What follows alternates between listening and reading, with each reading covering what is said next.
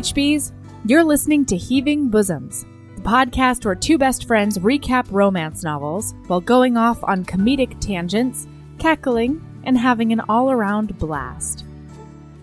I'm delighted to start this episode with a Patreon shout-out, because our patrons are the tits. Ariel LG, you are a sphinx, a fearsome, majestic lioness with the face of a gorgeous woman. The word sphinx comes from Arabic for the terrifying one, which is kind of an understatement. The great sphinx is the ultimate protector and guardian, devouring all that cannot answer her clever riddles. She has super high standards for men to get past her, and she should, because she's a literal lion goddess. You are so fierce that ancient Egyptians believed just a statue of you could scare off those who might disturb the pyramids. And they were right. Just the idea of you is scary and awesome. Never change. And now, let's jump into part 1 of our recap of The Covert Captain, or A Marriage of Equals by Jeanelle M. Ferreira. Here we go.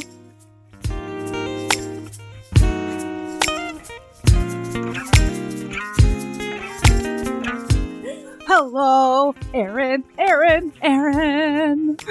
Melody. Yeah. What's up? Oh man, what is up? I'm thinking about getting my IUD yoinked out. Guys, listener, I just want you to know, this isn't like we're like for the pie. This is really how Melody starts conversations. This isn't like we have notes beforehand and we're like, okay, this is what we're going to talk about. You could call Melody on the phone and you'd be like, hey, what's up? And she'd be like, thinking about getting that IUD yoinked out. That's right. I'm thinking about pull the trigger. Well, you know my experience with an IUD. Yeah. Poked right on through that uterus. So, yeah. Oof. So, yeah, I say take them all out. Yep. It's not a different bodies, different, just eradicate them all. It poked through my uterus, so they should all die. Yeah, What's fair. up? The IUDs, not women. What's up? What's happening? Glad you made that clarification. I didn't want anyone thinking I meant they should all die. Fair. About women. You never know. Not about the women's. No. So, no, you know what? It's Wait. just them. Are you having another...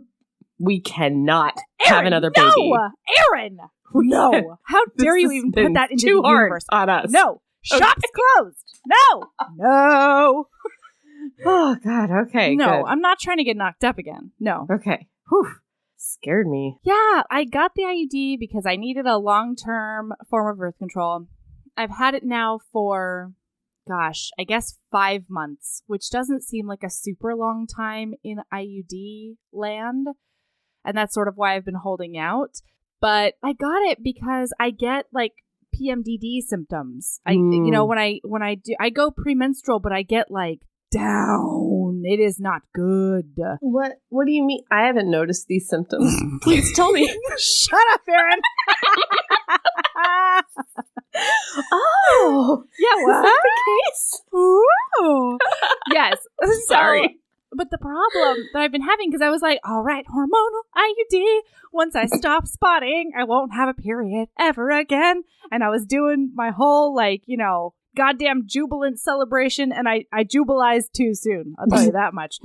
Because lately, sorry, listener, I've been spotting for like 2 weeks nonstop. Yeah. And that just means that instead of having no period or having like frequent periods, I'm just like PMDD for 2 weeks straight. Did you get the copper kind? What'd you get? I got the hormonal, because the hormonal will like stop you from doing that, and gotcha. will like fix your hormonal fluctuations. Yeah, I had the copper one. Yeah.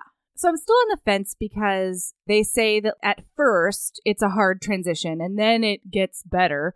But like, is 5 months not long enough? I ask you. Well, according to the Army, the Army wouldn't take mine out until at least 6 months, because they said that my extreme debilitating cramping was probably due to the side effects. I can't even. So I know that it's 6 months is what the label says on the side of the IUD. All right. Maybe I'll hold out for a little while Hey, longer. I'm not saying... Listen, I'm all for yanking them out. Yank them out. That's right. Get them out of there. Throw them in the fire. Get you a cooey and have it. Use the rhythm method if you have to. Get it out of there. I can't believe you didn't hear my Ice Planet Barbarian. I did. I heard it. Yeah. And then you just... There it is.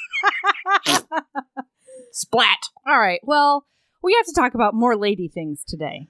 Is that what happened in this book? Okay. No. I know. I'm sorry. Do you know? Wait, first of all, listener, we are talking about The Covert Captain by Jeanelle M. Ferreira. I'll have you know that when I do that, you're like, there's an intro, Erin. Why are you? No, I know. Oh, no, you're totally right. Mm-hmm. What a dummy. Yes. Yeah. What a dummy. Yeah, what a dummy. Yes, that's what we're talking about. What happens in it? Listen. Okay, so Erin, I have done a thing. Because... I don't know what plot is. I don't know what it is. I had a really tough time. And I told you about this a couple of weeks ago because we read it and then we were like, oh, we have a break. I got the order mixed up is what happened. So I started reading this book early. Mm-hmm. And then I started reading it and I was like, oh my God, maybe the Audible will help. So I got the audiobook. I did the same thing. Did you? Oh my God. And that made it worse, right? Yeah.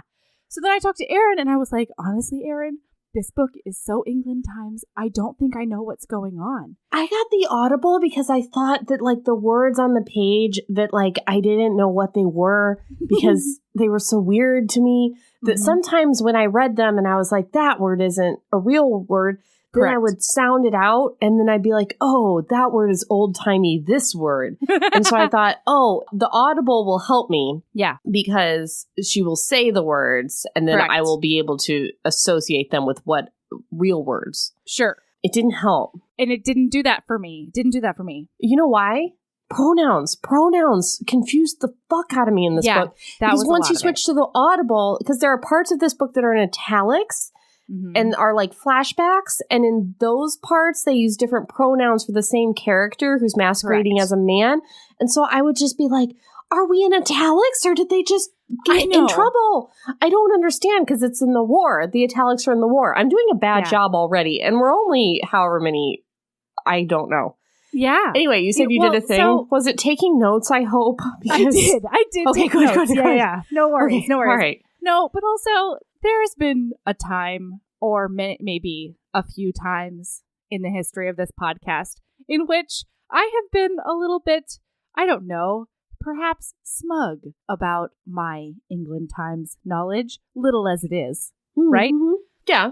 Yeah. That's fair. I'm thinking back specifically to like, I think when you first started explaining England Times to me, I think it was during the Duke and I episode, and I was like, well, this is a Regency era, blah, blah, blah. You were real smug about it. You I were really like, was. Think this kind of dress, not that kind of dress. And I'm like, I don't fucking care what kind of dress it turns out, unless it matters, to the plot.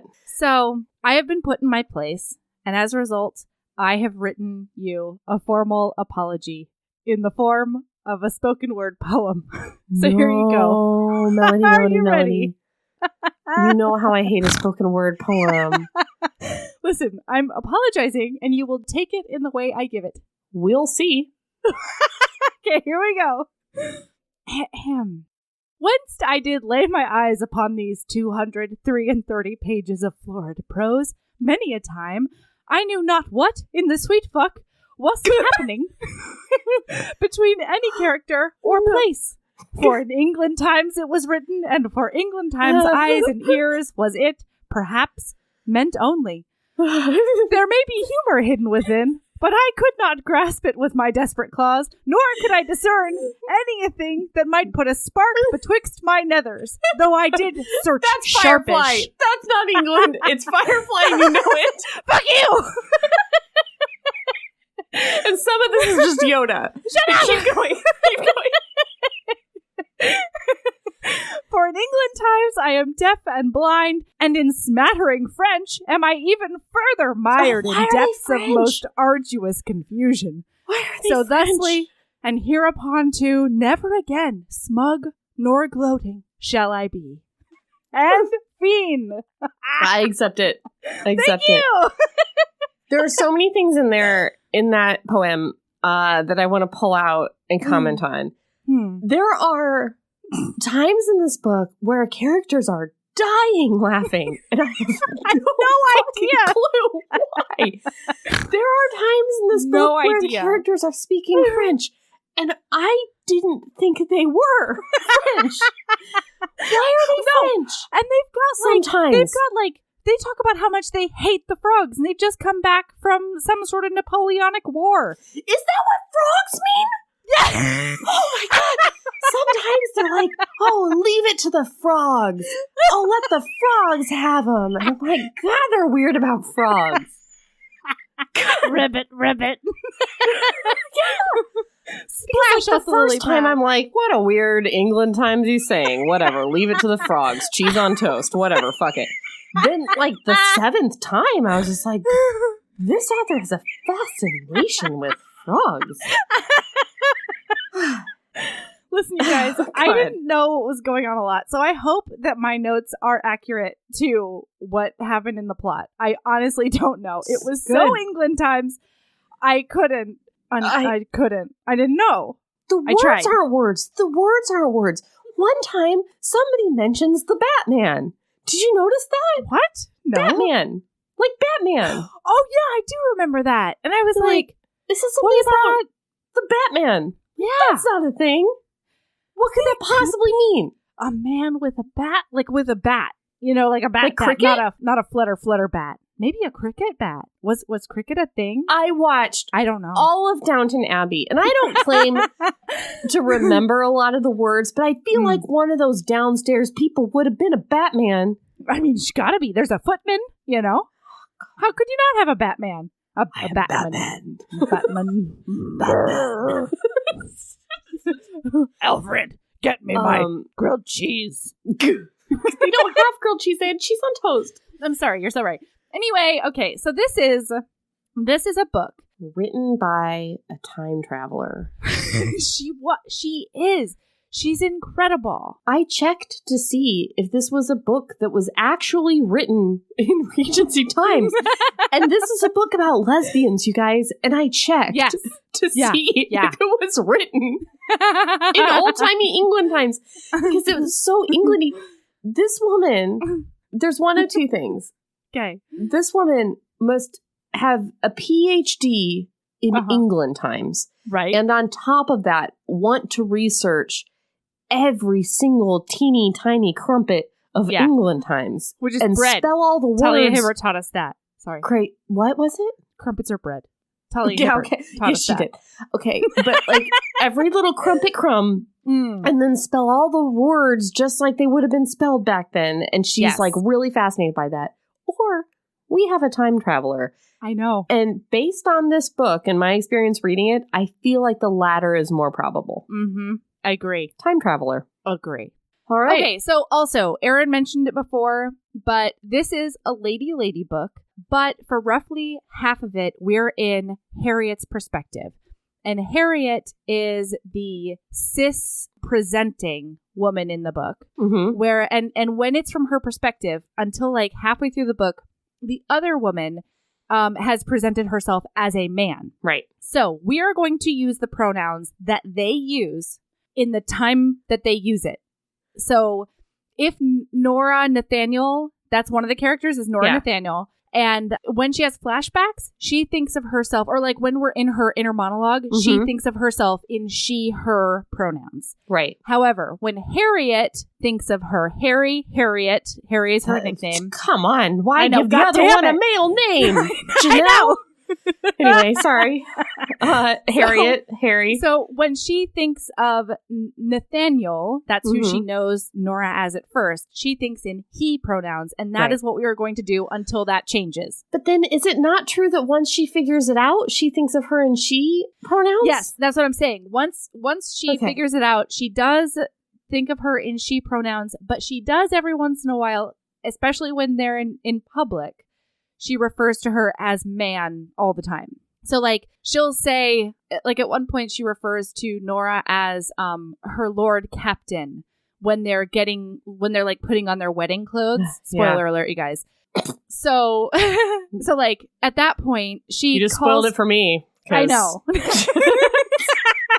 So she calls her like Madam and Nora and she, her, until she addresses her as Captain. And then that is, of course, the he. Anyway, okay. So we open up in chapter 1 and we start in Nora's inner monologue. And it's a flashback to her being in war times. But she is talking about herself as a she, even though she's like commanding men and like, you know, she's doing the whole thing. Then she gets woken up out of this dream and somebody is calling down to her, her former superior officer, Sherborne, but she often refers to him as Sherry. Everybody refers to him as Sherry. It's very confusing. Is he an earl? What is he? What's his deal? He is he's a major and also an earl. Yes. Okay, he is both a major and an earl. Yes, because he's the second son, but older son died. So then the soldier became the earl when he didn't expect to. He was the soldier first. I can't wait for you to tell me all about this book that I read almost twice. I know, it was so hard. Okay. So, Sherry brings Nathaniel down. Nathaniel gets back into his Nathaniel headspace. Okay. And he comes back down the stairs, gets introduced to Sherry's sister, Harriet. May I read the part where he's called down? Yes. Nathaniel, the major earl. Nope. No, Sherry. Shelbourne. Sherborne. Sherhorn. Yes. The major earl says, "Come down, bloody frog, bloody porters in bloody Calais." That's CALAIS. Capitalized type. It's a have place. Made a muck of baggage. Yes. The campaign chests are well enough, but none of the bloody tack arrived. Yes. The fuck is that paragraph? What is it? I understood come down. And I think I know what tack is. So, Sherry and Nathaniel are just arrived to Sherry's country seat, his home in the country. Yes, I did get that. Yes. They have been in Paris keeping peace after some sort of Napoleonic war / campaign that I can't even pretend to know anything about. But they stayed in Frogtown after the war to keep peace. So now they're coming back, and he's saying the stupid Frenchmen who are in charge of baggage and they're cavalrymen. So tack is the horse stuff. Didn't know what it was. I thought it was the hard tack from boats that you eat that's hard. I ate it in middle school. We made it to learn about the Mayflower.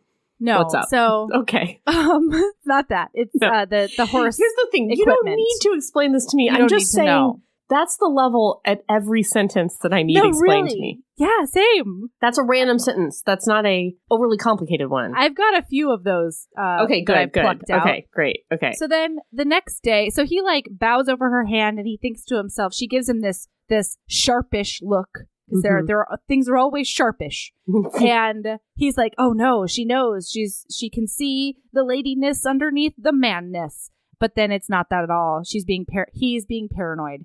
No, I would say she at this point because it's from her perspective. God damn That's the thing.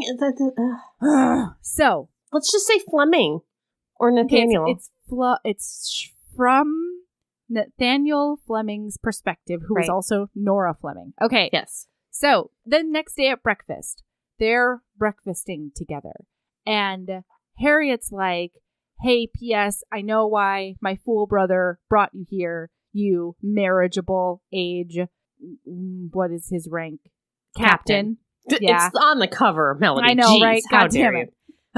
So like, don't think I'm gonna fall for it, and don't think that like you're marrying me. And he's like, no, I'm just here because I have literally nowhere else to go. So, thanks. And then Sherry's outside hunting for grouse or something. Yes. And the gunshots get into his PTSD brain, and so between that and her being like, "Don't you think you're gonna marry me?" he like flees the room. So then she interrupts him playing the pianoforte, and she says that she needs an ally because her stupid whore cousin is coming. And I say that because she says that. Let's talk about Dorcas the whore cousin. Can I read this paragraph? Yes. You guys, Dorcas the whore cousin. All right. So, Lady Harriet goes up to Nathaniel Nora and is basically like, I need your help because my whore cousin is here. Yeah, and I hate her. And Nathaniel Nora is like, yeah, I'll hang out with you. But just Fleming is like, I'll hang out all day long, but I don't know how to do any of this shit. I can't play cards. I don't do small talk, which, fine. Sorry, that's one of my pet peeves is people are like, I don't do small talk. I only do deep good talk. Like, just hang out or draw or, do the lady. I don't do any lady stuff. This is Harriet's response. Uh-huh. Bother cards. I want the pianoforte. One word, apparently. Yes. Mm-hmm. I want the pianoforte, so I needn't hear her speak. Mother is her life. Ah, the happy home. She has 7 living children, do you know? And if she'd gotten any of them by her husband, she'd be locked up with the French disease. Yeah. Are we to believe that Dorcas the cousin... Yeah. See, I have to, read that paragraph twice and then carry the one and, do some division. Dorcas the cousin has 7 kids, all of which are not with her husband because her husband has syphilis? Yeah, and she has apparently never fucked him in Everdom, ? Yeah, 7 kids. And also, they lock you up for having syphilis? Is that a thing? I have no idea. Maybe because when you go mad? Uh-huh. Maybe they lock you up? Also, when she exclaims, motherhood is her life, is it because Dorcas is only all about motherhood and Harriet is making fun of her for that?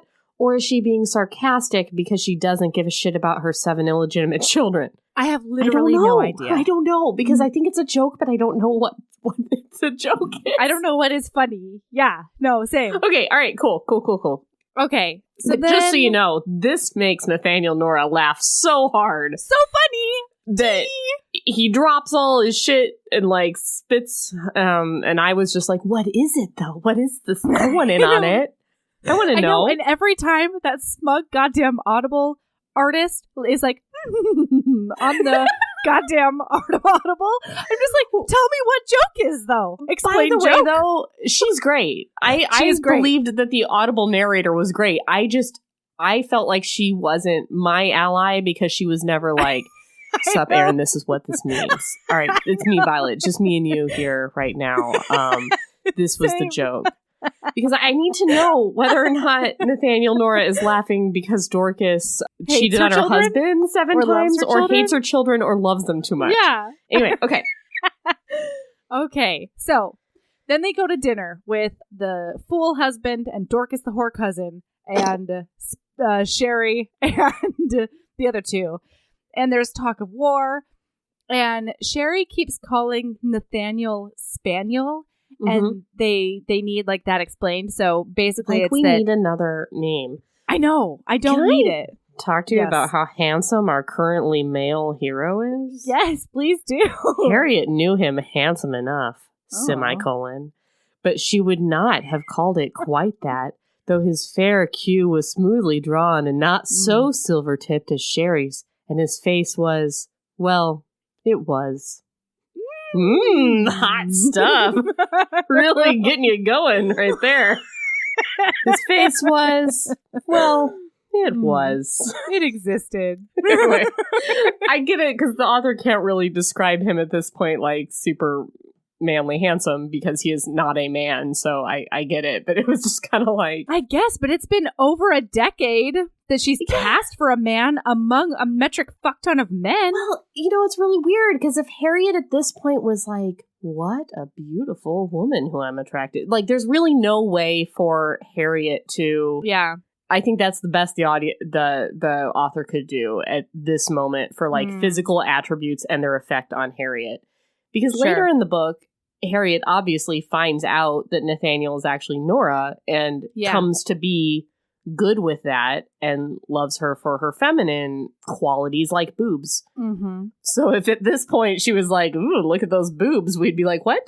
Yeah, no, I know. Well, no, we find out a bit more about Harriet too, although it took me 2 reads to figure out what the fuck it was. I can't wait to find out. Yeah, I know, right? So So basically, he calls him Spaniel because at first, when he was like calling over the fields, he couldn't make Nathaniel come out of his mouth, so he would call him Thaniel. But then he became Spaniel when Sherry got super sick, and Nathaniel like basically sunk his teeth in and like wouldn't let him die. He kept on nursing him back to health, and so at that point, he became Spaniel because he was like a dog with a bone, making him healthy or something. Anyway, I didn't get it, but it was whatever. So. Then there's this weird parlor scene in which the women are being women inside, and there's a horses and a hooves and a thunderous hoofing. They go to the window. What's that hoofing? What's the hoofing? And she leans out the window, Harry does, and she's like, "What do you down there, good sir?" And he's like, "Breaking a fucking horse, madam." No. That is not what is said. Are you sure? Yeah, I'm pretty sure. I'm pretty sure that's exactly how it went. So, no. I believe that Nathaniel was endeavoring to something. Stay I don't on. know. Yeah. Yep. Anyway, so this horse is like doing laps around the house, and it's not doing great things. And then her stupid whore cousin. And I'm only saying that. I am only saying it like that because that is how she basically says it every time. Oh my God, we could just call her by her given name Dorcas and have the same effect. I know, poor Dorcas. Oh.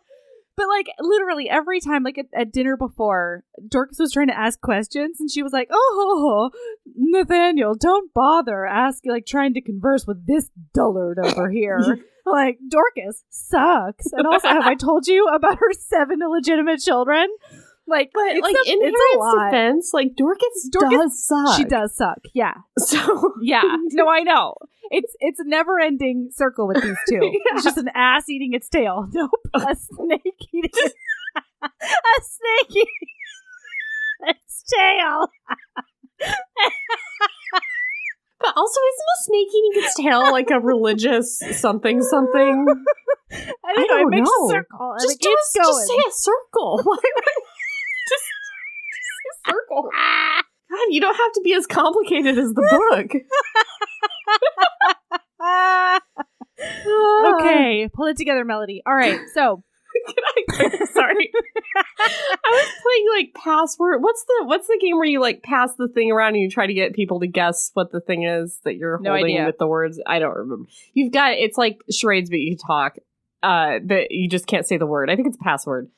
But somebody had the thing and it said vicious circle and they were trying to get people to say vicious circle.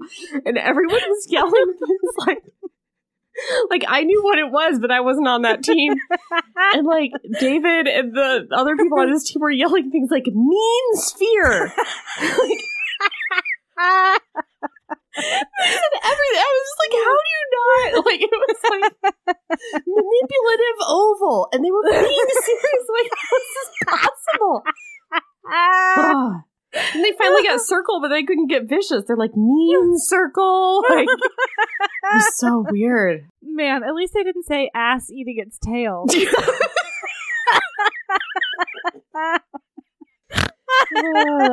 Okay. All right. I could have turned that around too. Had I been quicker on my feet, I could have said, no, Aaron, you silly goose. I said asp eating its tail, but I didn't. But also, like, I would have made even more fun of you maybe for that. Asp. Mm-mm. Yeah, Cleopatra's snake. I know what an asp is. I got you. I know what it is. I wasn't joke-splaining you. I was just... You were. I wasn't. Okay. Okay, sorry. All right, Dorcas is a whore, and they're in the parlor. Basically, she, like, age shames her, I think. Yeah, she does. She's like, oh, you've been let it off to roost for a while with your been age on the and shelf. Your shelfness. I knew what a shelf was. There we go. I know. Yeah. I knew that from 9 Rules to Break When Romancing a Rake. Thank goodness. Then she's like, well, I only have like 200 pounds a year or something, which I know from Sense and Sensibility is not very much. And then she's like, well, that's all. That's my only, I think, asset. And Dorcas is like, ba-da-ba-da-ba-da-bum. Are you sure that's your only asset, cuz? And she's like shaking her titties at her and stuff. She's not. Basically. Oh. I didn't know she was. I was like, really? Because there's a whole thing with slippers here that I didn't understand. Slippers? Yeah, for some reason, at some point she yells, "Come now, eternal damnation for old slippers." Oh no, I don't know what that I means. think with or I think without she might context. go outside in her slippers. Maybe, yeah, because after she's like, hey, you could use that body, though. She's like, well, 'cause I'm going for a walk because I hate you. So she does that.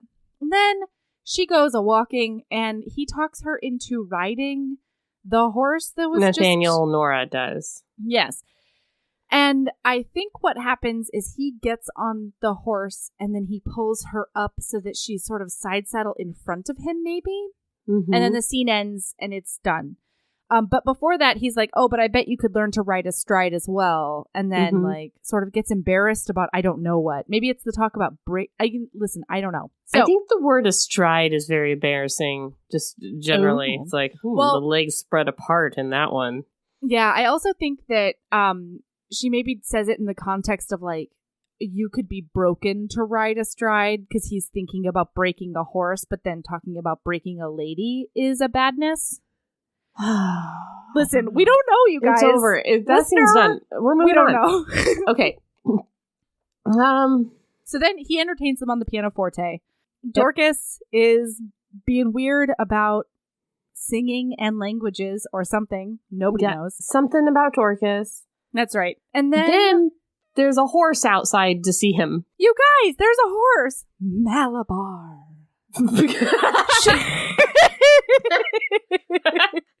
Malabar. Yes, this horse. Do you guys remember Pegasus from his One More horse Blue? From the Frogs. Yeah. This no, horse, don't ever mention that book again. But listen, I posit that Pegasus did nothing wrong except survive. Fair. This horse is even more majestical than Pegasus and has survived and even more whatever immortal. French war we're in. There are so many bayonets, you guys. Can I talk about how when they rescued this horse from frogs, how confused I was? Like, I'm not kidding. Like, this isn't a joke for the podcast. Like, I couldn't. Like, I have heard French people called frogs one time in my life, and I had to look it up, and I promptly forgot it. Now I remember it, now that we're having this conversation. I know. And it was...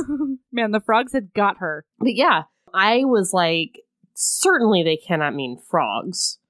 So this must just be like a weird English saying. I've been rescued from the frogs. Right. No, I hear you. Swamps are a tricky business. And ponds, too. You don't want to get David Sedaris. It was David Sedaris who called French people froggies. Oh, yeah, because he lived in Paris for a minute and wrote about it. Like, what the hell is he talking about? And then I looked it up, and then now it's been 7 years. So, okay, so they flirt over Malabar. Fleming is like, Sherry, you shouldn't have gotten me this. This is too much, and it's a costliness, and the whole thing. And Sherry's like, old friend, old codger, you. I got you the horse, and so now you'll have it. They talk in French for a while. They do. They speak of many Frenches. English. I don't. With a hatred of the French. I don't know why they do that. Yeah. I know. Okay, so the next day, Fleming and Sherry are... I think what they're doing is taking their war horses for a man picnic. What's comfits? Like just the two of them? What's a comfits? Listen, what's comfits? It might be a pastry or a candy. I can't tell if it's a pastry or a purse. Sometimes it seems to be a purse. Because here it seems like it's a candy. But then later, she's doing like a, do I have my phone and keys and like whatever. And she's like, oh, I'll just put this in my comfits. I'm like, what the fuck? That's a purse now? Stop putting that in your candy. Also, candy violets are very hard to make, and they're talking about giving them to a horse, or maybe that's a joke. I don't listen. All right, sorry. Anyway, continue with the plot. It's just something that I highlighted and put a big question mark by. What is comfits? And it will come back.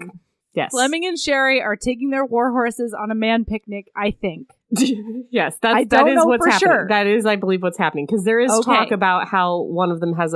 They've dressed them all up in their battle horse gear. They have? Yes. Oh, yeah, that's part of it. Because when... I think...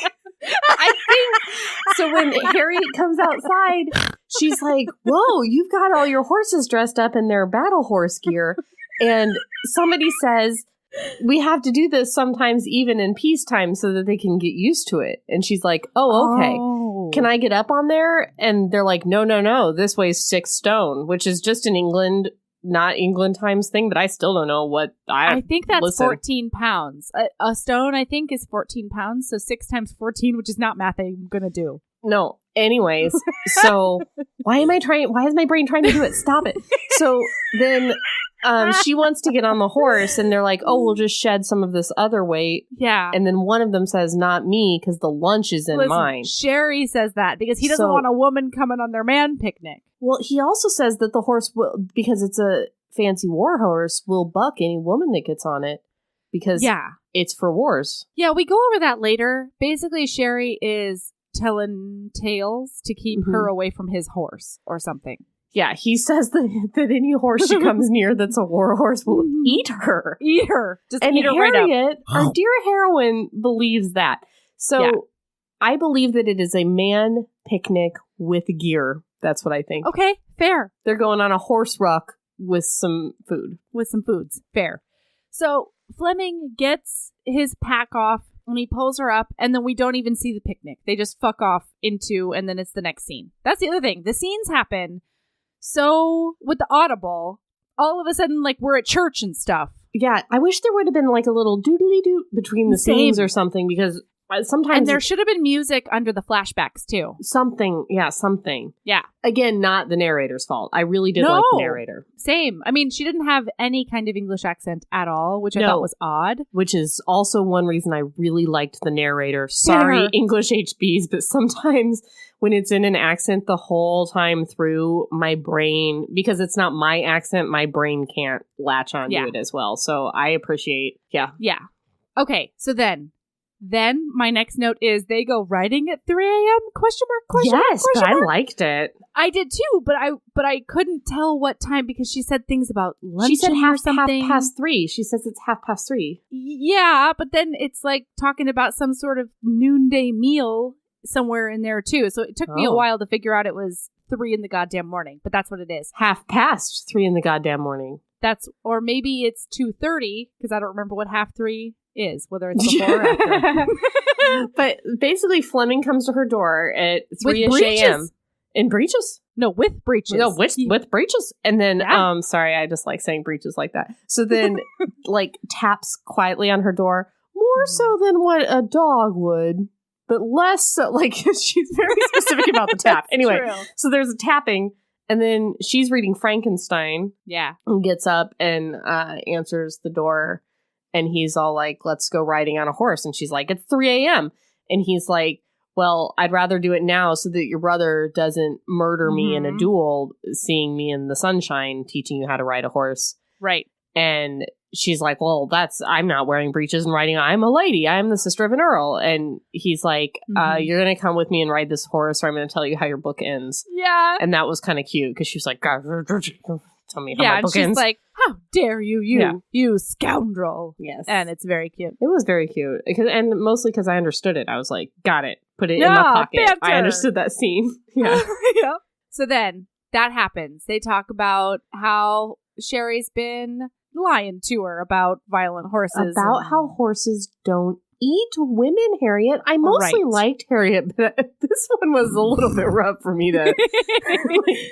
But also, there are a couple of confusing things. First, she says that horse is naked, but then there's clearly stirrups and a saddle. So, like, are lady saddles bigger or more draped?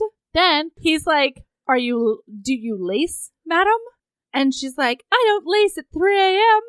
And then he's like, Sherry has a corset? I think I can riding? Explain. Tell me everything. So, I believe she says that the horse is naked because it does not have a bit or any reins. Oh, yeah, because she pulls on its mouth. Hey, guys, if you're riding out there, any of you, just check your bridle and how close you're holding the rein. Because there is 3/4 of you out there, I'm not going to lie, you're pulling too hard on your horse's mouth. I'm just telling you that. Stop it. Or just don't use a bit at all. Yeah. You don't have to. Yeah. And apparently, Nathaniel Nora has seen her horse, which has apparently been murdered in the mouth by her. Yeah, so she's afraid. Yeah, because she's afraid.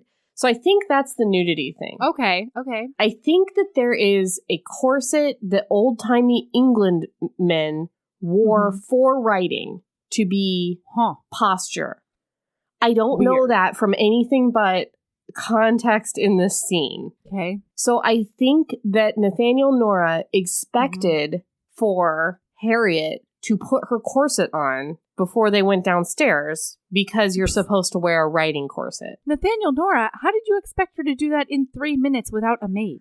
I don't know. Here's what I know is Nathaniel Nora touches Harriet on her back to get and she feels it because she's not laced. Yeah, to get her posture to get her to not, quote, sit like a pudding. Listen, Nathaniel Nora.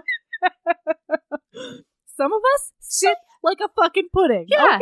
Yeah, and it's hot, okay? It's hot when I sit like a pudding. That's okay? right. How dare you? Yeah. Anyway.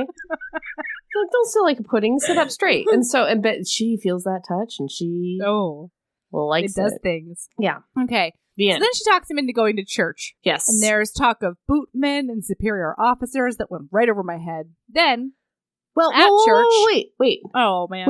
I'm sorry, but when she talks him into going to church, she walks in on him getting ready in the morning. Yeah.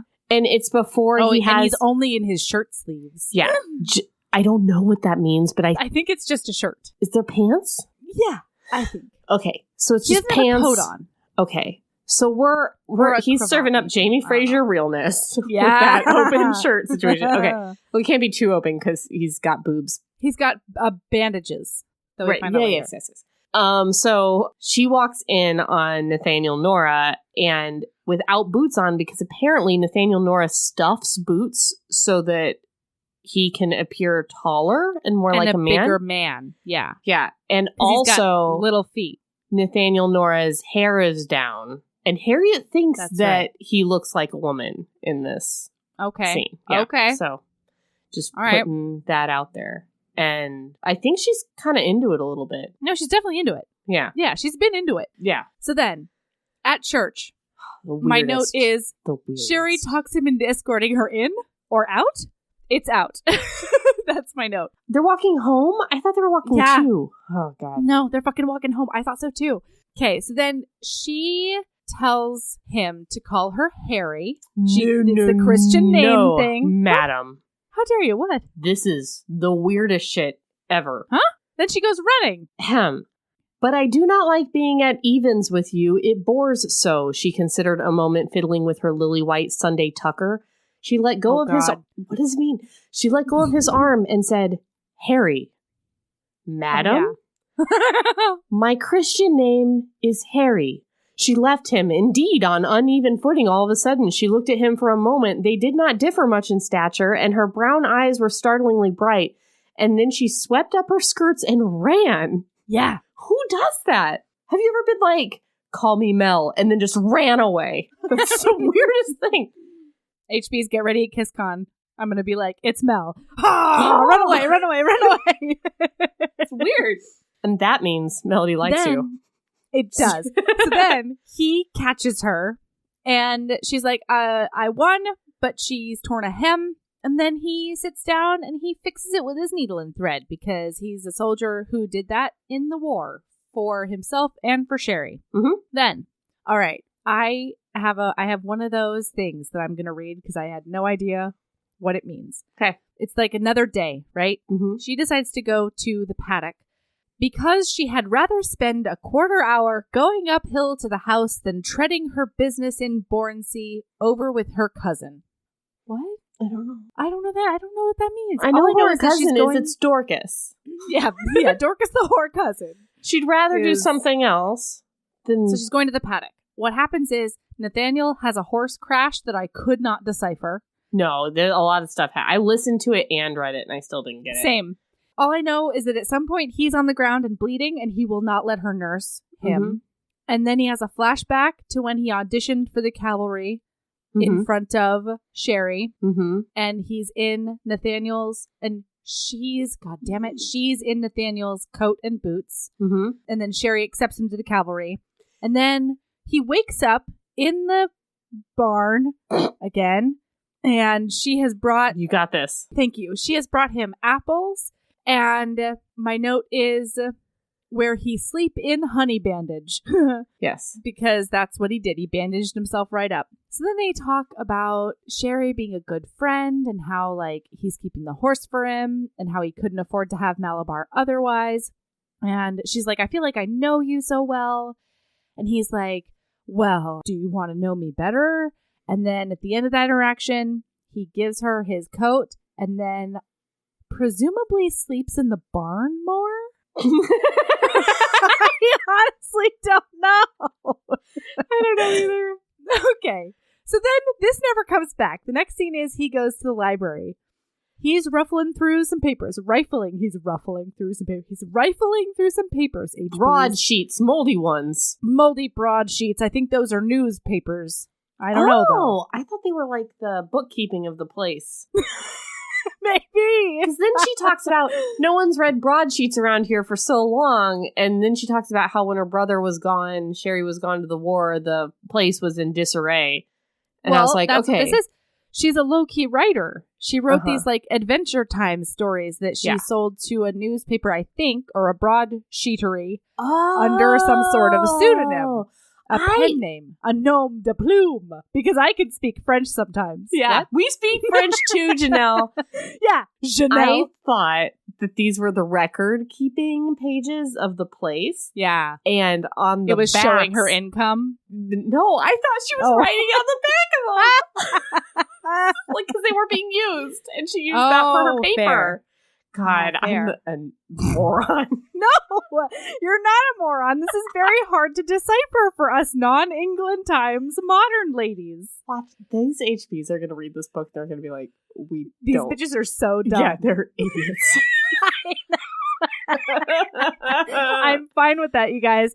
Sometimes we're idiots. Okay. So basically, she's like, you're so impressive, and I can't believe you're writing all of these, like, Adventure Time stories. And then they hear a clippity-clop outside of the thing. Dorcas, the whore cousin, is afoot. Sorry. Justice for Dorcas, like a little bit. A little bit hashtag. No justice for Dorcas. A little bit. She has 7 illegitimate children. I don't give a shit. You get your sex on, Dorcas. She's married. I don't know. Don't fuck your syphilitic husband. Don't do that. But also, that's not Harriet for safe. no reason. Yeah, she's me. Well, Harriet's pretty fast and loose with the "you're an idiot," remarks. So, like, I don't know. Yeah, I feel like this is a double situation. Little bit of justice for what? It's a double beautifully situation. Sex What else positive. would you call it? Like would it be?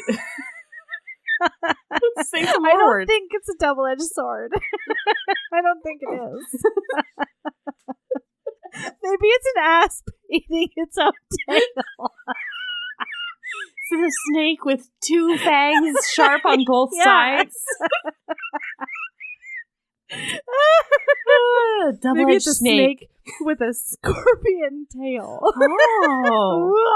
Ooh. Could it just be a scorpion? Because this situation is a scorpion.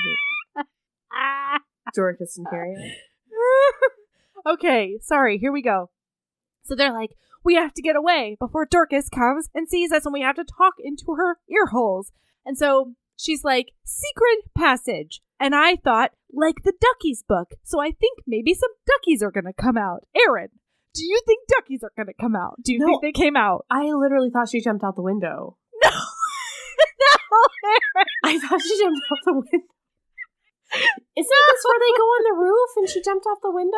No, they take a secret passage up a stairwell up onto the roof.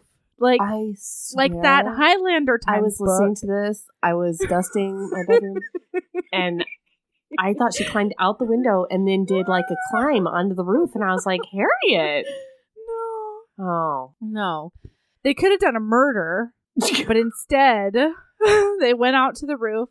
And then no duckies come out, you guys. Just FYI. No duckies. Instead, they talk about Lady Injustice and how they don't get to do anything. It is a very good combo. Yeah, she talks about wanting to shoot.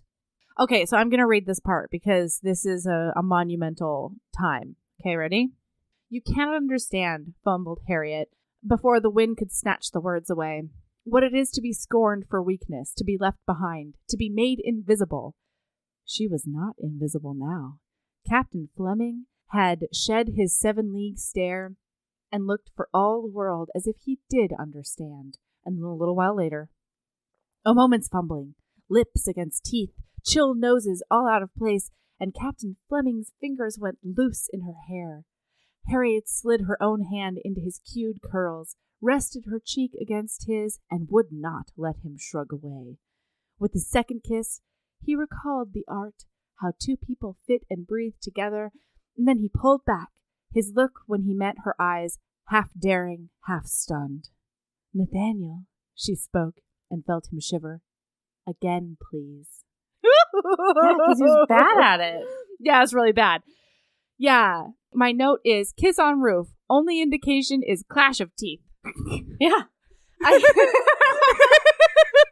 That reminded me of that time where on The Bachelor one, Pablo made out with the opera singer. Is that Charlene? I don't remember. And they had like a real bad kiss, like real bad, like train wreck bad. It was hard to watch. And then she's like, "Can I try it again?" And then the second one was worse. Oh, but yeah, that's what it reminded me of. It was a bad kiss. Noses in the wrong place. Where were the noses? They remembered the art of two bodies fitting together and stuff. But yeah, eventually. Yeah. Just they had to get back in the swing of things. Really, it was a real nice conversation about lady rights, and it was because she says, I wish I would have been a man so I could go to war. And Nathaniel reminds her that she could have died. And she's like, but at least I would have learned cool things and done cool things. And he's like, I'll teach you the cool things. And she's like, it doesn't matter if you teach me the cool things. Yeah. I'm still a woman. And yeah, I liked it. I did too.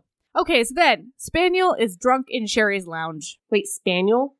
Spaniel. He calls him Spaniel, man. Wait, he's drunk? Nathaniel. Spaniel. Drunk? Nathaniel is drunk. Yeah, for the first time in forever because we've heard. Oh yes, he I remember now. Like getting drunk. Okay, I'm here. Yeah, he doesn't like losing his wits. Mm-hmm. I mean, as we'll find out, because it's like the worst thing in the possible world if he ever loses his wits. Yeah, he's hiding too much. Yeah. So, like boobs. All right, so Sherry is like, methinks you must have girl troubles. And Spaniel's like, never would I ever. I'm just here for a racing saddle and a fast horse. And then Sherry's like, it's girl troubles. A ball will help with that. I'm funding a ball. Mm-hmm. But he also is like, oh, you want my racing saddle and my schmur and my tack and a lot of words I don't know? You may as well take my sister too. And he's like, oh yeah, I did take. And Spaniel's sister like, on the roof a little bit. That's right. Yeah, right up there on that roof. I got our duckies out. He didn't. He jumped up off the window and scaled the side of the building.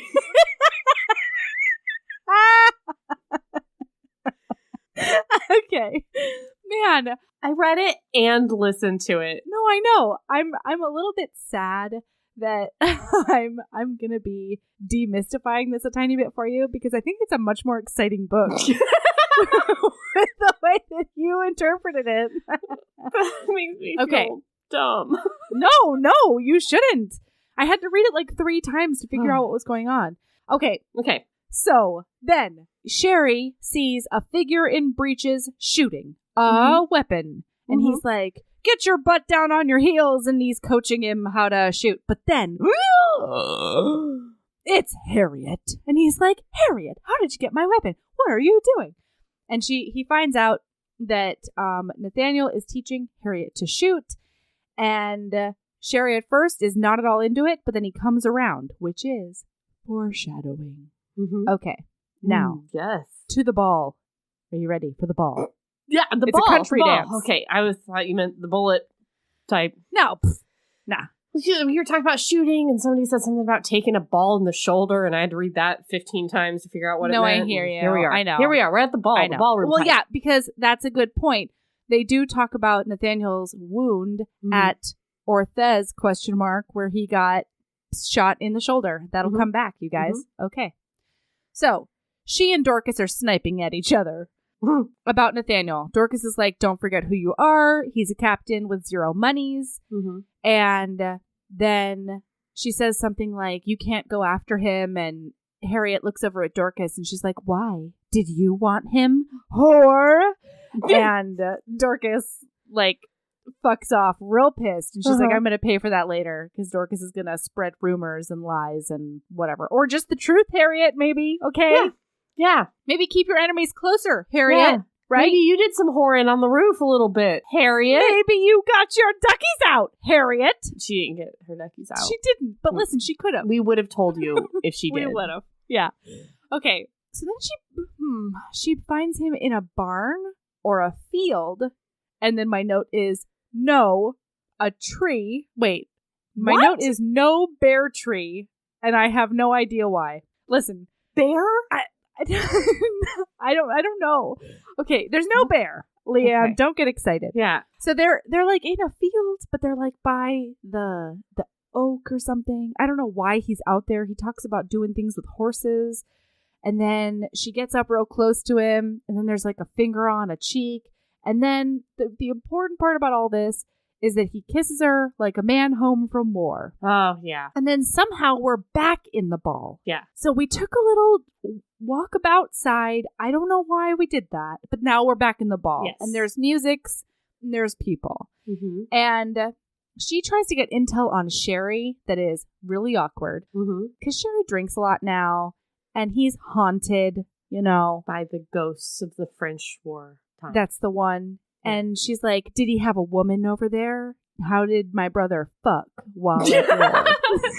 What she says is, did he have a woman in Paris?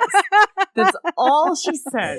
Do not let Melody convince you that she said the words, how did my brother fuck? All right. She's just thinking that maybe he was lovesick a little bit. And then... That's a fun interpretation, Aaron. She's talking about how he's sad and he's drunk now. I'm kidding. That's the only way to take it. That's literally the only way to take it. I know. Okay. So basically, they... Anyway, so Nathaniel Nora... After a while, finally says, oh, wait, no, after a while, and what she's blah-blah-blahing right here is both of them burning Dorcas real good about being a slut. I don't remember it. They keep on with the Dorcas as a horror commentary. Oh, I don't remember all throughout this, yeah. And then they dance, and Nathaniel's like, yes, Sherry had a lady. The lady is dead, so he can't marry her. And that's sad. It also never comes back. No. Good. I didn't think it did, but I wasn't sure. Okay, cool. No. Also, I don't remember when, but Sherry talks about stealing a woman from Nathaniel. Mm-hmm. And like that kind of comes back, but nothing else. Okay. So now it's the middle of the night, you guys. And she finds him crying in the window seat. He's sobbing. He's a sobbing mess. He's had a PTSD bad night. Yes. And so then she like sits down with him in the window seat, and eventually he falls asleep. And then he wakes up screaming and like striking out at her. He misses, thank goodness. And then Aaron is nodding like this is all new information. It is. I remember the window seat, and I remember her saying, look at me and not the ghosts of the dead or something like that. Yes. And everything else is new. And now this is where Nathaniel Nora fucks off via the window. Now he climbs out the window. Harriet does not, though. I thought that this was the same window. I thought they were at the same window and like they, No, he leaves by the window. Yep. Okay, so then later on, he finds her in a deserted part of the house and she's writing letters maybe. I don't remember what she's doing. And he's like, lady, I need to leave to London because I need to fix up a house that my sister has given me leave to occupy or something like that. And so she's like, you're leaving so soon? You're leaving Bournesey or Bournebrook or whatever the fucking house is called?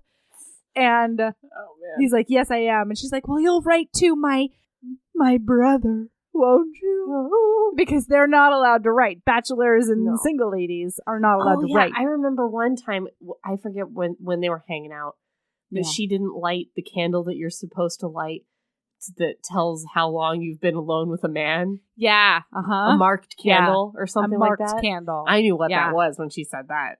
I'm really proud of you. Because there was one at Mount Vernon, maybe. I don't know. Some history place I went to. Yeah, one of those history places. Totally. Yeah. Okay. So then as they're walking out of the house, or like out of the deserted part, I don't fucking know, they go by these paintings, and they're of her 3 sisters. And they're like Hestia and Honoria and another H name. And she's like, all of my sisters died in the child bed while they were child bedding. And so that's why I don't want to get married, because I will inevitably also die giving birth. Oh, and it's really sad. I remember this. Yeah, and then out of fucking left field, Nathaniel Nora looks at her and he's like, I'm really sorry for your loss. Also, FYI, you would be in 0 danger if you married me. I don't have a penis for you. She didn't say that. She said, it becomes an issue later. She said, I can never give you children, even if you want them. Dun, dun, dun. So then he gets out. He leaves. He fucks off to London. I don't think that was that out of left field, because they've made out twice now, so they're pretty much engaged. Yeah, this they is definitely England are. times. I mean, she's waiting for a proposal at this point. No, you're totally right. You're totally right. Okay. Except that, so if I were in Nathaniel Nora's shoes and I was with this lady who was probably expecting a proposal but was telling me I don't want to get married and tried to broadcast the fact that, like, she doesn't want one, I would want to tell her that if I proposed to her, she would still be safe saying yes. That's true. I would also want to tell her, I'm a woman. I have been this whole time. I probably shouldn't propose to you before you know that. Yeah. We'll get there. But we'll just push pause on that one. Put a pin in that one. Because now it becomes an epistolary romance, which is a term I learned this year. What is it? It's a romance via letter writing. Oh, I knew that. We read one. Yeah. Yep. Did we? Let's Get Textual was an epistolary.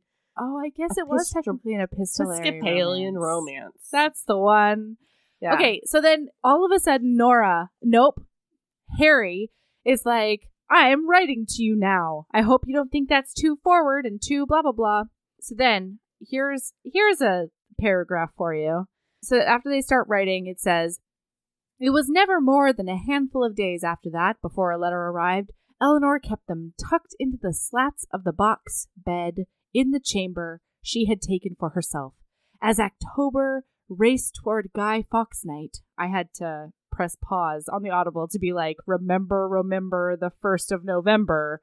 Because I had no idea what that meant. There's so much weird references to, like, England times songs and England times holidays and England times nights and 12th nights and 5th nights Batman. and 7th nights and Batman. And when she said Guy Fawkes night, and I was like, I know that date. I know when, like, I looked around my empty house to be like, can I tell anybody that that's the one right. I know? That's right. Yeah, it took me a minute. Yeah. All right. Didn't understand anything else in that paragraph. Yeah, wait, no, I'm not done. Okay, as October raced toward Guy Fawkes night, that did not suffice. The earliest ones she bound up and stowed in her campaign chest, hidden safe among her mother's things, until she found a small hoard of coin in her grandmother's Sunday box. Eleanor's diet tended sharpish toward brown bread and postage. So, I thought that meant she was eating stamps. But that's what's a Sunday box? I don't want to know what a Sunday box is. It's a box. It's a if we ever on this podcast say the words Sunday box, we're talking about something dirty. We're talking about pussies, you guys. On this Sunday. That's right. Sabbath. Church pussies. Sabbath pussies. All right. Okay. At least Sabbath pussies is deep in the middle of this episode, so hopefully only our true fans will hear it. Hopefully only like 2,000 people heard me say. That's the one. Okay. So then she writes Harry a letter that says, I don't have any prospects and I have no monies and I don't have a penis, but I haven't told you that yet. However, can I court you? And Harry is so cute. Harry writes back with no greeting, no words other than a big fat yes. It just says yes. Yeah. Because now they're going to go a courting. I thought this was bullshit on Nathaniel Nora's part. I felt like... Why? She needs to know she's a woman. before she agrees to be courted by her. Yeah. Mm-hmm. Because I know from various Sense and Sensibilities that if you get courted and there's no proposal at the end and everybody knows you're courting and you're a damaged good to, there's a reason. That's true. And you're not going to get proposed to. And in Harriet's situation, I don't know that matters so much because she shared that she doesn't want to get married, but she at least has the right to know. Well, she's also 28. Yeah. So she's technically a spinster, I guess, which is crazy to me. But yeah. It's apparently embarrassing to date someone and not get a proposal at the end. And that's true. Even if she maybe doesn't want to get married, she maybe doesn't want to get embarrassed either. That's true. And so I think she had the right to know before the courtship. And I agree with that. Certainly before the engagement, Nora. Yeah. Okay. Anyway. But we have pressed pause on that. And before the smooches, honestly. I mean, I'm okay with this. Can you consent to a smooch with somebody when you don't know? I don't know. I know. Because it was like so firmly binary at that point. Like there wasn't in England times, I guess it's something that if she was smooched by Nathaniel and everybody knew about it for whatever reason. Maybe they got caught in England. Dorcas. Times. Yeah, whatever. It's not that bad if she gets caught smooching a guy. It's a little bit bad. She's a little ruined. However, if later Nathaniel is found out as Nora, that's the end of Harriet. Like, as a person. Like, she's no longer able to, like, socialize with anyone ever again. Well, and technically, it is illegal at that point. Yes, being a gay man is a hanging offense. Being a gay woman would, like, get you, I think, the pillory, they said. Yeah. Technically, they could be hanged, but I don't think it was done in practice. Mm-hmm. I don't know. I think maybe not. At that time, I think it's tantamount to like wearing a mask or saying you're a person that you're not. Like I get in like current times when things are pretty fluid and like but back then I think she could not consent to a kiss without knowing. Well, especially since a kiss is like pre-engagement. It's like not a thing you throw around. You're totally right. Yeah. I thought Nathaniel Nora was a pretty big asshole for giving her that smooch twice. Fair. Okay. All right. So it's Christmas tide times. And Harry and Sherry. 5th night. It's those. First night. That's the one. Camel night. Oyster ice cream night. Wise men night. Yeah, wise men night. That's the one. Myrrh. Frankincense. Myrrh is my favorite one. Myrrh.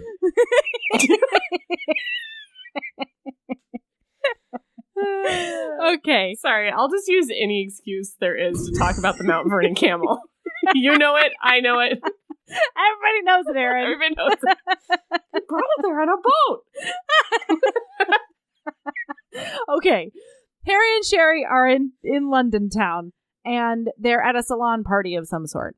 Fleming is playing, and Harry approaches, and Sherry apparently knows that they've been canoodling various ways because of Dorcas. So, the next day, Sherry confronts Spaniel, and he is not pleased. And he's like, I don't want you carrying on with my sister.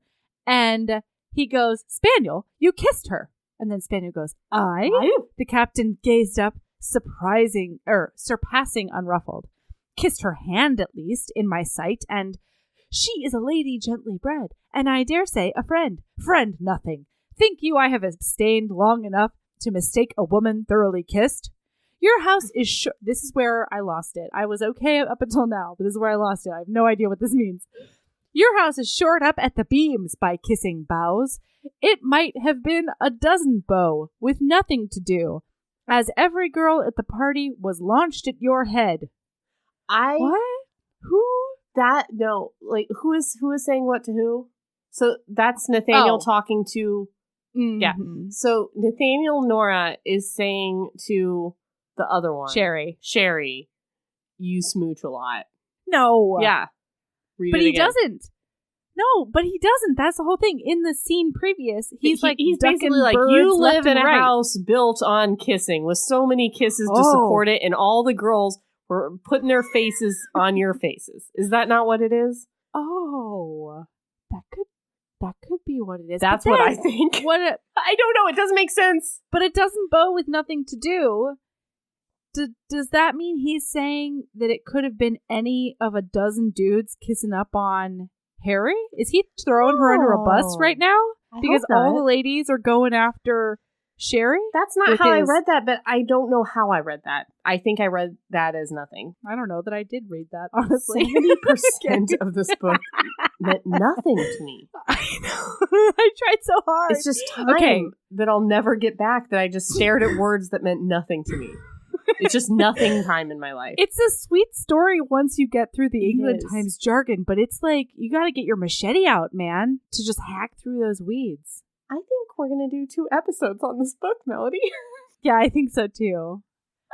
I think so too. How did that happen? Listen, it happens sometimes. Well, you don't have to like sit me down and pat me on the head and tell me that we sometimes have to do 2 episodes. I've been there, I know. But man. Okay. I know. I wasn't expecting to be this funny. I didn't. That's the biggest problem. I've been dreading this episode all week because I'm like, I have nothing to say because I don't know what to say. What happened? I know. Instead, we just said, we don't know what happened for an hour and 15 minutes. I hope you've enjoyed this episode, HBs. There's another one on the way. What's up? Wait, we can get to the proposal at least, and then we can be done. Yes. Okay, so here's what's up. All right. He's basically like, at the end of this tete-a-tete, which I think is a thing. I honestly don't know what that means either. I shouldn't say words. I don't know what that means. At the end of this confrontation, Sherry's like, you just need to be careful not to ruin my sister. Come eat a roast pig. We roasted a pig because it's Christmas. That's like almost verbatim, you guys. Yeah. And then it's not because it's Christmas. It's like roast pig. Christmas. Yeah. Like the way that the roast pig is brought up is like, well, you know how we have that roast pig. Christmas. Right. Christmas. Yeah, it's great. I thought it was hams. Well, that is a pig. But I didn't think it was like a whole pig. I thought it was just the ham part. Pig roast. You had your pig roast at the wrong time. You didn't know. Oh, now well, you know. We're going to have a Halloween pig roast this year. It's Whoa. Cool. Okay. Creepy, mostly for the pig. Sorry, creepy vegetarians. Pig roast. Yeah, sorry. Ghostly pig roast. So haunted by the pig. We're gonna hang some synthetic webs on a pig roast. Oh yeah, totally. It's gonna be good. Yeah. Okay. So then there's a night in England town. Nope, London town, where she's like, I'm going to propose. And there's this whole scene in which she talks to another dude about talking to Harry. Right. And she's like, I have a thing I need to say to her. I have a thing that I could say to her, probably. And then she goes through the door. This sentence happens. It says, Fleming had several heartbeats time to think on the provost marshal, the pillory, Harriet's cut direct, semicolon. I know. She thought she had steel enough for all but the last. I know what a provost marshal is. That's a cops. What's a provost marshal? That's cops. Okay. We have those in the military. Oh, actually, she's talking about court marshals. What up? I know about court marshals. I know what a provost marshal is. Okay, yeah, so that's she's cops. talking about being court-martialed. Great. Mm-hmm. Yes, because they would maybe find out that she's a lady, which would be against military-ness. Oh, man. I've never celebrated harder. Dance. My shoulders are going. I don't know that it's a military thing. Let me Google it so you can cut it if it's not. You're not going to, though, because you never cut it when I look stupid. I don't cut it when I look stupid either. No, we're just transparent with that's the our brand. Okay, that's our brand. It is, unfortunately. We're just two ladies bumbling the fuck around. So Harriet's cut direct, I think, is like a rebuke or it is a court martial. Yes. Excellent. Okay, so she's basically saying, I'm fine with being punished. Mm-hmm. I just don't have the stones to be rejected by Harriet. But what she should be thinking about is being transparent with Harriet and letting her make a decision. Honest, educated decision. Her girlfriend. And also that Harriet could well be punished. You know, maybe Nora's cool getting punished by court martial or whatever. Yeah. But it's just as much of a crime for Harriet to be smooching up on her. Yeah. And Harriet doesn't know. Mm-hmm. Not okay. I know. And they've tossed around the phrase on dit, like 17 times because Dorcas has been running her mouth. I finally broke down and looked it up. Mm-hmm. It's one says in French, which means like a rumor or gossip or whatever. So she's like, this has become an on dit. French Times. And so this is not a French Times book. There is It's not. No such thing as French Times. Okay? No, it's a smattering French Times book. They smatter it book, all the way through. All right. That's right. Okay. So earlier you said Adventure Times. These are times that are not canon. I just want to know. Oh my god, I'm so sorry. Melody just keeps talking about times, and I don't want anyone to think this is canon because it's not. The end. Aaron is in charge of the Times cannons. Yes. Thank you. So I will not shoot any times anymore out of our cannons. Okay. Good. Okay, so then the next day, all of a sudden, they're in like a library or somewhere more casual with less people around, and then she finally does propose. Yes. So the proposal finally happens. She talks about like making a mare's nest of it, which I thought was both charming and completely unintelligible, but it was fine. Then she does propose, and Harriet's like, yes, I will marry you. And then Spaniel's like, great, let's go tell Sherry. And she's like pulling her by the arm out the door. We'll make this a 12th night to remember. Yeah, that's the one. And then Harry's like, but wait, we gotta fuck first. So then they like start kissing no. up. They say, let's go. No.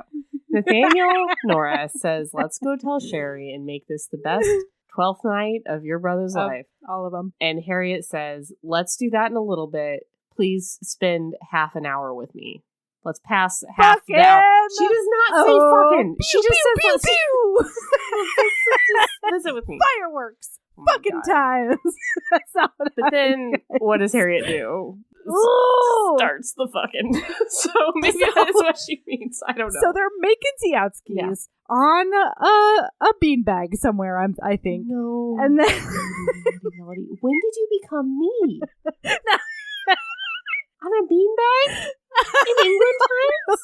England has beanbag. What are they going to do with those black beans? What are they going to do with those chickpeas, I ask you? Eat them. Put them in a bag. All right. Guys, Melody lost her shit. Okay, they're making out. Yeah. And guess what? It turns out Nathaniel puts has her no hand down her pants whatsoever. Yeah, it's not there. She goes down there. So Harry puts her hand down his breeches and finds a muff there instead. And then she freaks out, you guys. It is... I want to hope I wouldn't, but fuck, it would be surprising. England times, you would freak the fuck out. I know. But it's like bad. This does not have to do with England times woke or present day times wokeness. No. I see you wringing your hands, but no, you would freak the fuck out in England times. Listen. Yeah. I think it's more because I feel like to Harriet would be she's so like, she's an Earl's sister. Like, she's very proper and like rules and stuff. Yeah. I felt that so Nathaniel has already said, I can't have kids. Just FYI. Mm-hmm. I honestly thought her first reaction was going to be, he lost his penis in the war. Like, I honestly thought she was going to be like, oh, so that's why you can't have kids, is your penis was lost. And then he was going to have to be like, no, I'm a lady. But no, she jumps right to lady. Probably. So she's like, get away from me, get off. Oh, like, she's you've like, been stand away from me, sir. I mean, madam. Yeah. And then it says, Eleanor had reached to comfort Harriet. Who is Nora? Without thinking. Exactly. Eleanor Nora. And so then she's like, Harry, wait, cry you mercy. And Harriet caught a ragged breath. Oh God, I can't bear it. You had my heart. And I was every moment deceived. Mm-hmm. And like, yeah, that's true. Yes. And then she says, we are at an end, sir, madam. Mm-hmm. Oof. I think this is also the appropriate time to say, I do not think this is a transgender book. No, it's not. No. Because I don't think that Nora at any time I think it was presented to us. Yes. I don't remember. I think I know I've read something that says this is about a transgender woman, but I do not believe that to be the case. No, she refers to herself as she, her all the time in her inner monologue. And we find out later she only takes up her brother's commission because she essentially had no choice. And because she had sort of been like brought up with the boys already. So I think she just enjoys the freedoms of being a man and the clothing and the things she gets to do and all those things that Harry had also yearned for. Right. So I just want to, because we're like doing sirs and madams and all that kind of stuff. So I just want to make sure we're all clear. I'm certain from this narrative that this is a book about lesbians and not a Nora man and a woman. Identifies as a cisgender lesbian woman. Yes. So then she approaches her in the salon a little bit later and she asks if they can just like write for friendship's sake. And Harry says they can't be friends. And Nora says, you hate me so much then. And she goes, I don't hate you. I don't know you. And then they walk out of the salon, Aaron. And then she's like, I was there. You forget yourself, sir. And she's like, I forget myself. I wasn't the one with my hand down my pants. And then she tosses Punch in her face, you guys. She tosses Punch in her face. Yeah. And she like punches her in the nose. Oh, yeah. Oh, yeah, in the salon. No, you're not talking about when they were making out. So when she found out that she was actually a woman, she punched her in the face, you guys, and broke her nose. Yeah, she was bleeding everywhere. Okay, and now Nora she tosses Punch in her face. But just FYI, I feel like tosses Punch in her face could be a way that this book phrases punched her in the face. Just saying. That's true. So that's what I thought you were referring to. No, you're right. Okay. All right, and so that's where we're going to end this episode. I'm gonna have to read it again. You're not gonna have to read it again. I'm gonna tell you the plot. Okay. In the next episode. Anything that happens. That's fine. They like go to a place. Next episode is gonna be one in which Melody tells Aaron what happened, and I'm gonna do my best to be accurate. I am not making no promises. I'm gonna try. Yeah. Okay. All right. Okay, Aaron. Do you have a lady love? I have a lady love. Okay, good. If you do not, I will think about it. My lady love is an oldie but a goodie, and that is crotchless Tracy Chapman. Oh. I thought you were going to do a callback. Tracy Chapman, you guys. Yeah. No, Tracy motherfucking Chapman. Uh-huh. I have been in a Tracy Chapman mood lately, and so I've just been having Alexa play me some Tracy Chapman songs. And oh my God, she is just good for the soul. So, yeah, that's it. And I have another lady love, and that is Lizzo's VMA performance in front of a giant inflatable ass. It was good. I just, oh. All right. Those are my two things. So going off of your Tracy Chapman one, I have sometimes talked, well, I think it was maybe on our Patreon. That's what I call it now after reading this book on a Patreon episode of my love for my brother and me, the Bim Bam Maximum Fun podcast network podcast. God, I could have said that a lot better. So episode 413 is called Faster Car, where they talk about the Tracy Chapman song Fast Car, and then they sing a song about fast car. What? Go ahead. They sing a song about like the sequel, I think, to that song called Faster Car, and it is very funny. So if you're listening to Tracy Chapman for Melody's Lady Love this week, listen to that episode of My Brother and Me, episode 413, Faster Car. It's very funny. Excellent.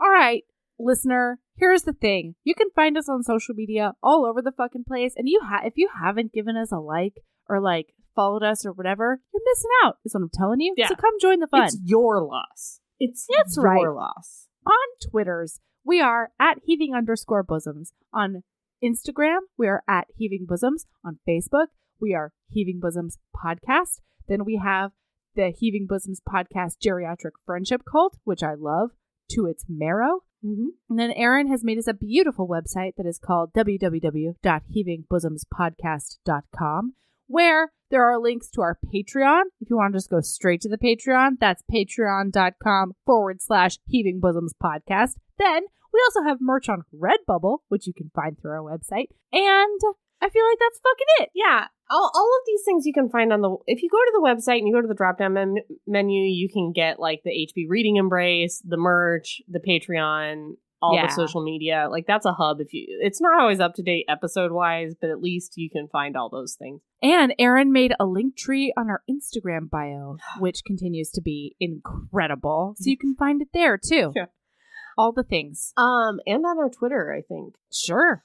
Also, guys, listen. The bribe has not been fruitful as of late. Like, I know some of you are waiting for your bribe You're books. New. Like, a year and a half. Listen, hey, it's years long, you guys. Yeah, but here's the thing: review us on iTunes, just out of the kindness of your heart, because having reviews on iTunes really helps us for getting new listeners and for getting other podcasts to take us seriously and getting advertisers to take us seriously, because they can't look at our download numbers to know that we're serious. All they can do is look about how many reviews we have on iTunes. So it's really the only thing we can present to the world besides how many Twitter followers we have that says this is the number of people that listen to this podcast. So it helps people find us and it helps us get credibility. So please, out of the goodness of your heart, or for the bribe, but just know you're going to be waiting a long time. Okay, thanks. Yeah, I would love to see our Apple Podcast review number go over 400. That would be incredible. Are we close? Aren't we like in the 370s? We're close-ish, yeah. So it's an attainable goal. I'm only working on attainable goals lately because that is what's best for my mental health. That's a lady love as well. Yeah, attainable goals, bitches. Do that. So yeah. It really helps us. And actually, if you want to review us on whatever your podcatcher of choice is, if you can't get to Apple Podcasts, that also just like warms our heartstrings. And sometimes it's super needed. So yeah.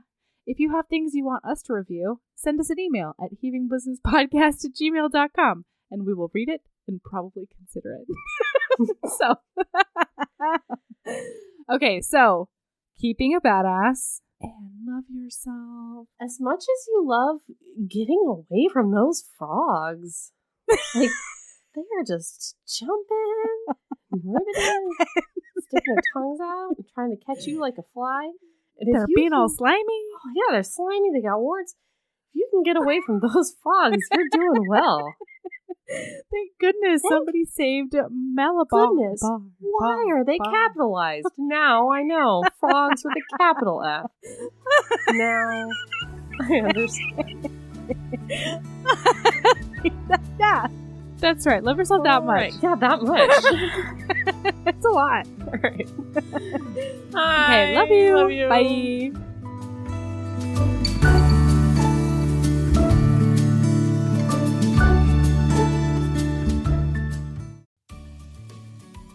Hey, you. Yes, listener, you.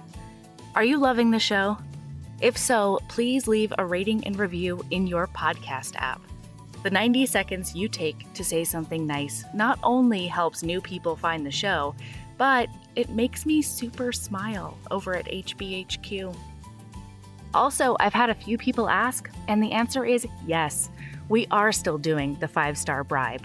If you leave us a review with 5 stars, then we'll do whatever book you want. We're real deep into the list, though, so it might be a while. Lilas! Okay, back to the show.